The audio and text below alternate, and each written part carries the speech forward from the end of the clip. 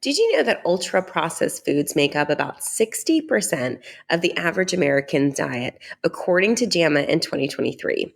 The problem is that these foods are designed to be heavily addicted, nutrient deficient, and damaging to your health. So welcome if you're new to my channel. My name is Dr. Erica Steele. I'm a board certified naturopathic doctor. I hold 7 degrees in my field, all in the natural healthcare space. I like to say that I went to school so you don't have to. And this week, all in Intro to Holistic Medicine, we're talking about nutrition. So of course, we're going to get into understanding processed versus ultra processed foods and their impact. So what makes a food processed versus ultra processed? So let's get into it, because not all processed foods are bad, but understanding the difference between minimally processed, and then ultra processed is definitely key to making better food choices. So let's jump into it. So minimally processed are, foods that have been cleaned, cut, or frozen or lightly altered just for the convenience. So examples would be like pre-cut veggies or frozen fruits or dried herbs or whole grain flour or raw nuts. They've been kind of organized and packaged for you. They're still super nutrient dense, and also generally they are healthier choices, but knowing they do have some minimal processing. Let's talk about the processed foods. These are foods that have undergone some processing that a lot of times added ingredients like salt, sugar, oil, and these are used to enhance flavor or extend shelf life. So examples of those would be like canned beans, whole grain breads, yogurts, canned tuna, homemade nut butters, things like that. So some of these processed foods are healthy in moderation if they contain minimal additives. So definitely want to make sure you read the packaging. And then you have ultra processed foods. So these are foods that are industrially manufactured. They contain lots of additives and often include artificial ingredients, food dyes, and things like that just don't exist in your standard home kitchen. So examples of those are packaged chips, sodas, candy, fast food, sugary cereals, margarine, flavored yogurt, microwave meals. All of those definitely are linked to obesity, diabetes, heart disease, and even inflammation, just simply because of all of the toxins our bodies just cannot recognize. They disrupt the metabolism, disrupt the blood sugar, and overall your gut microbiology. So how are additives and preservatives harming your gut? So now we talked about processed versus minimally processed. So now let's get into additives and preservatives. So many processed and ultra processed foods contain chemical additives as well to prolong their shelf life, enhance their flavor, and can even improve texture. But again, at what cost? So let's jump in. Artificial preservatives like your BHT, BHA, and sodium benzoate all prevent spoilage and bacterial growth, but they also have been linked to hormonal disruption, hyperactivity in children, and even cancer risk. So our common sources are our packaged baked goods, our cereals, chips, and processed meats. So making sure we reduce those as much as possible. That can be a part of that 20%. The emulsifiers, so those are going to be your polysorbate 80, your carrageenan, and even your lecithins. So these improve texture and they prevent ingredients from separating, but they also disrupt your gut bacteria and increase inflammation in your digestive tract. Common sources of those are dairy alternatives, ice cream, processed meats, and even salad dressings. So definitely check your labels there. Artificial colors such as your red 40, your yellow 5, your blue 1, green, they have all kinds of numbers. They only enhance your visual appeal, but they have been linked to many behavioral issues, allergies, and hyperactivity in children. And that has actually been studied by the Journal of Pediatrics. So common sources of that include candy, cereals, soft drinks, and snack foods. There are a lot of healthy replacements. You just have to look them up, spend a little bit extra time if your kiddos like those things, slowly shifting them over into healthier alternatives that are available that don't have all of those things.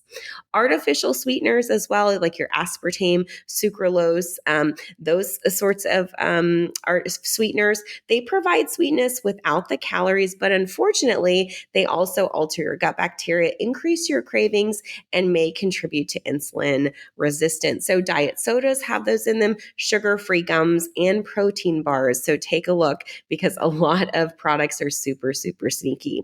Sugar, seed oils, and artificial sweeteners are probably the worst offenders. And so these three ingredients contribute to the most metabolic dysfunction and inflammation. Those would be things like your refined sugar, your high fructose corn syrup, because they cause spikes in your blood sugar, increasing your insulin resistance, and can lead to fatty liver disease. So it can really slow down your metabolic health. It's found in sodas, fruit juices, flavored yogurts, processed breads, processed snacks. And so there are better alternatives such as honey, grade B maple syrup in moderation, and whole fruits if you're looking for that sweetness.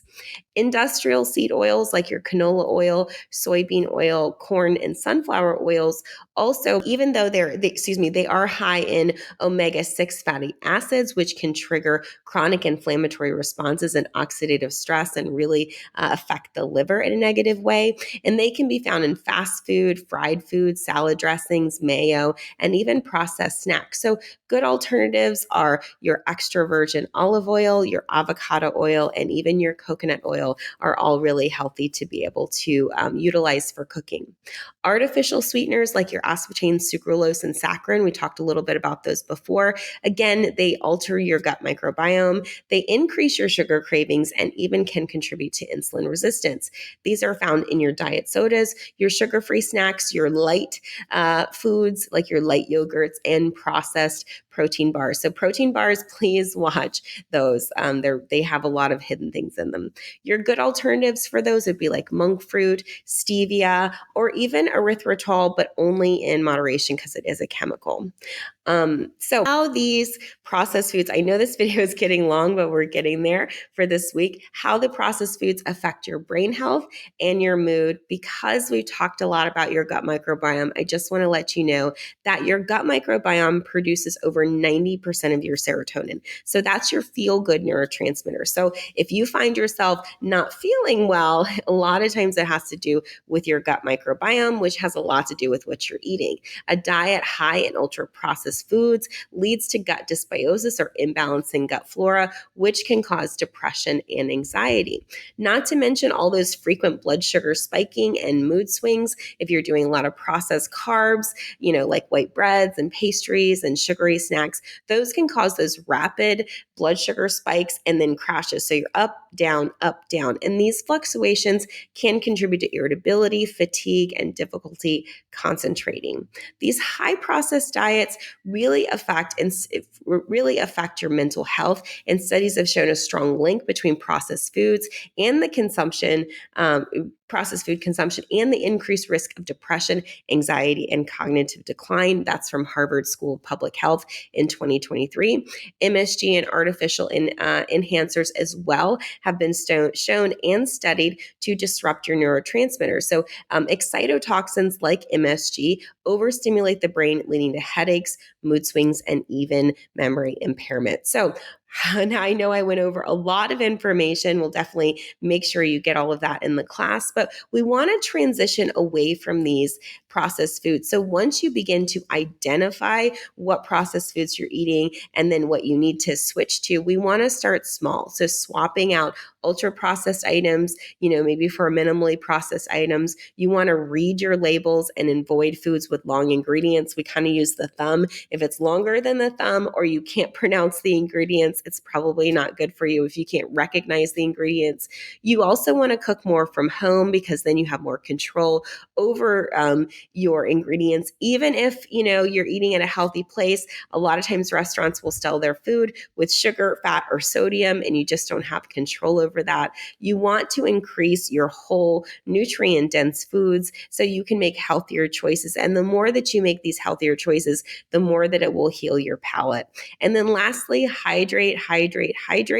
Eat more fiber, get your pre and probiotics, because all of those can help you to continue to improve your digestion. So you let me know about your transition and working, and also what your pH levels show when you do eat an ultra processed food or you do eat a minimally processed food. What's the pH difference? Do you notice? I'd love to hear it. So share, comment below your thoughts.